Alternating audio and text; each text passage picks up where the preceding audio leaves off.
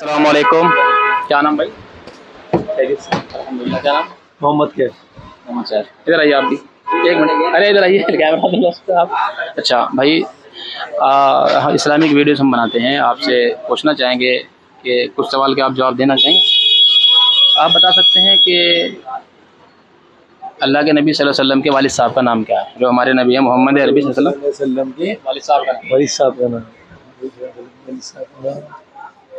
अब्दुल्ला। माशाल्लाह।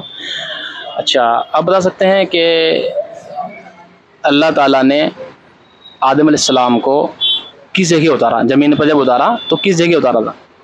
मक्का मदीना। ध्यान पे गौर दें तो समझ आएगी बात। छोड़िए, आप बता सकते हैं कि कलाम पाक की जो सबसे पहले आयत अल्लाह के नबी सल्लल्लाहु अलैहि वसल्लम पर जब नाजिल हुई तो वो कौन सी सूरत थी? कौन सी? गौर करें।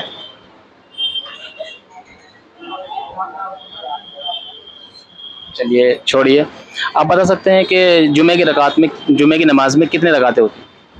जुमे की नमाज में कितने रकातें होती हैं? 2 रकात टोटल? टोटल मतलब वो फर्ज या पूरी नमाज, जुमे की पूरी नमाज में कितने रकातें होती हैं? फर्ज भी और उसमें सुन्नतें भी, पूरी नमाज। उसमें 2 फर्ज,